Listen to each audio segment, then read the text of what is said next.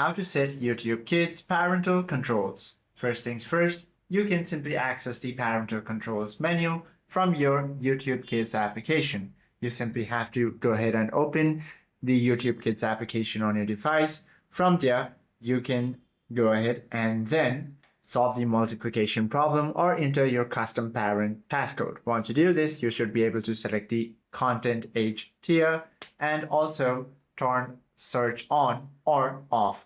You can also set screen time limits and block channels or specific videos according to your choice. But you can also access these features remotely using the YouTube application itself. You simply have to launch the YouTube application on your device, tap on your profile icon on the bottom right corner, tap on the setting gear on the top right. Scroll down to the Family Center. From here, you should be able to view your child's account.